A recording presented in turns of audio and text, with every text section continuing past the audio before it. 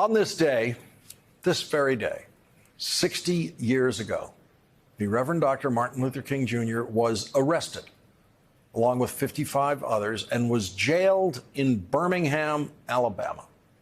The notorious segregationist Bull Connor ordered the arrest of Dr. Martin Luther King on April 12th, 1963, for, quote, parading without a permit. That was during a protest against segregation in Birmingham. And Dr. Martin Luther King was sentenced to a Birmingham jail. After the United Auto Workers paid his $160,000 bail, Dr. King was released from that jail 8 days later, on April 20th.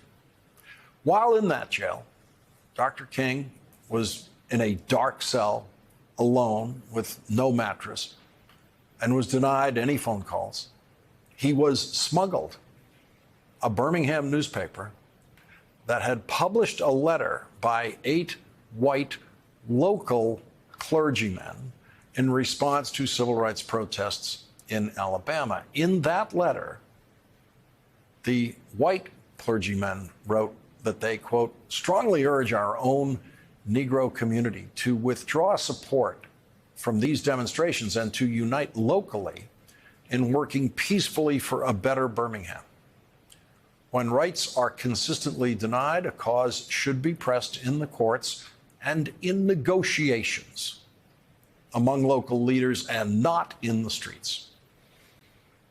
Dr. King responded with a 21-page handwritten letter written in the darkness of that cell, which was soon read around the world and has been read ever since, having become known simply as the letter from Birmingham City Jail. It is the single most widely read letter in the history of letter writing. Dr. Martin Luther King wrote, "We know through painful experience that freedom is never voluntarily given by the oppressor. It must be demanded by the oppressed. Frankly, I have yet to engage in a direct action movement that was well-timed, according to the timetable of those who have not suffered unduly from the disease of segregation. For years now, I have heard the word wait. It rings in the ear of every Negro with a piercing familiarity. This wait has almost always meant never. We must come to see with the distinguished jurist of yesterday that justice too long delayed is justice denied. There comes a time when the cup of endurance runs over and men are no longer willing to be plunged into an abyss of injustice where they experience the bleakness of corroding despair. I submit that an individual who breaks a law that conscience tells him is unjust and willingly accepts the penalty by staying in jail to arouse the conscience of the community over its injustice is, in reality, expressing the very highest respect for law. Today in Tennessee, the Tennessee Three invoked the legacy of Dr. Martin Luther King Jr.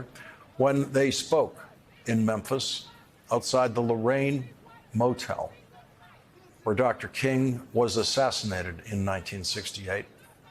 It is now a museum.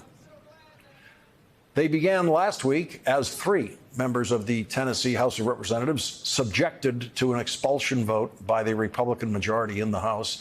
The week ended with Representative Gloria Johnson surviving the vote to expel her. Between the votes that did actually expel our first guest tonight, Representative Justin Jones, and then Representative Justin J. Pearson, whose Memphis district includes the Lorraine Motel. Representative Justin Jones has already been reinstated as a member of the House of Representatives after local officials in his district voted for Justin Jones to fill the vacancy in the House of Representatives created by Justin Jones' expulsion. The same thing happened today in Memphis with Representative Pearson, but he will not be sworn in as a member of the House until tomorrow. The movement lives or dies in Memphis, and here at this hallowed place, in this sacred place, we showing the United States of America and the Republicans in Tennessee that the movement is still alive. We need to lift up these amazing voices of these young people. We need a multiracial, multi-generational organization in the Tennessee legislature. Something's changing in Tennessee. Something's changing in our state that is going to restore democracy and get rid of these forces that are trying to take us backward. Something is changing.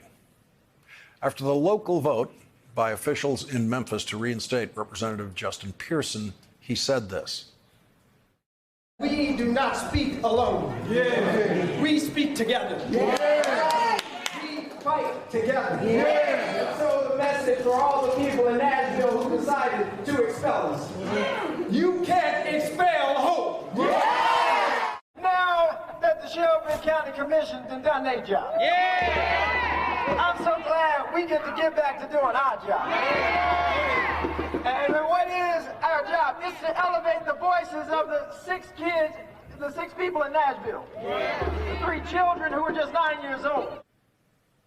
In an op-ed piece in the New York Times today titled "Defiant and Determined, I'm Ready to Keep Fighting for Tennessee," Representative Pearson wrote, "It's not just our individual voices that were sanctioned and silenced last Thursday. It was the voices of the nearly 135,000 Tennesseans we represented, many desperate for protection from the absence of many common-sense gun safety laws in our state. Since the Covenant School shooting, the Republican supermajority in the State House has done little but advance a bill that would allow teachers to carry guns in school and propose a $140 million budget increase to pay for the presence of armed guards in public schools, further militarizing them without adequate evidence that this makes schools safer."